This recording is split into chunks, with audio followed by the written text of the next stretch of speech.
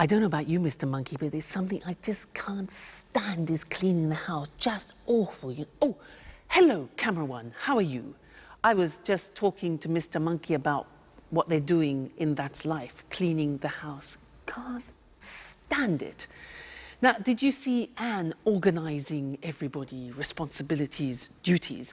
Well, she was using some language that I want to study with you now.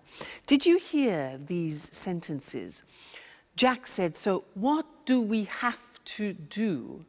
And Anne replies to Jack, "You have to clean up the kitchen. You have to sweep and mop the floor. And you have to clean your bedroom," like a child, yeah? And to Alice, she says she has to clean the living room.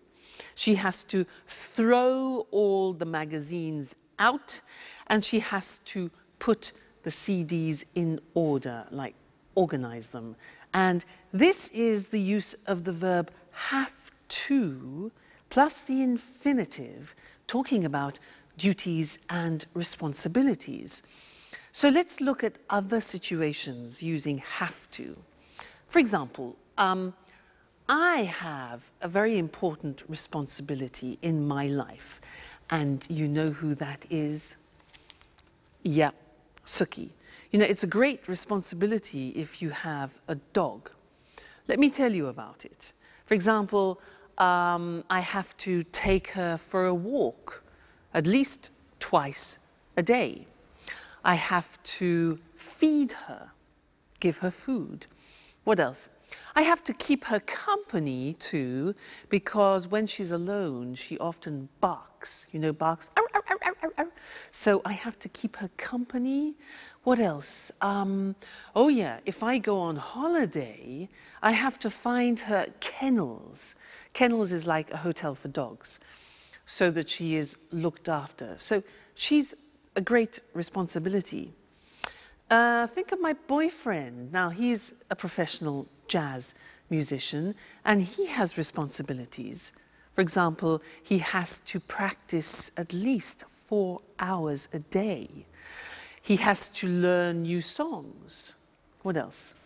He has to attend master classes, for example. And he has to work at night.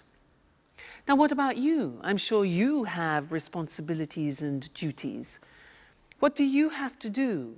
You have families, maybe. And also, you're learning English, so you have a responsibility towards learning the language. For example, you have to learn new vocabulary, and that takes memory. So vocabulary, you have to practice speaking, practice listening, and you have to dedicate time to learning the language. Okay? So that's have to. And I want to look at that with you now on the screen, because it's a very interesting verb, and when you want to talk about your responsibilities and duties, this is the verb to use. Now, so have to for daily responsibilities and obligations. Now, we use the verb have, which is conjugated. I have, you have, he has, she has, it has, we have, you have, they have. Then we add to, have to. Okay, that's very important. Then we add the infinitive. So, an example, I have to use a computer at work.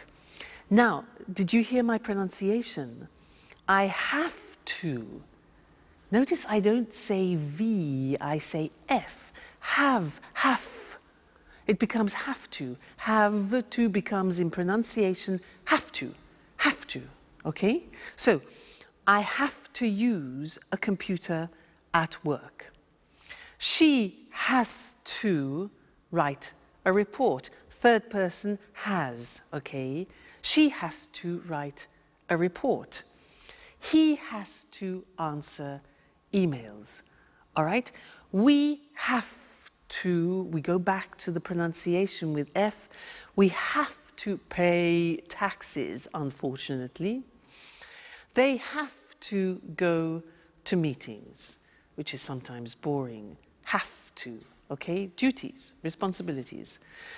Good. Now, the examples of questions are, do you have to speak English? We use the auxiliary do. Very important. It's like the verb have.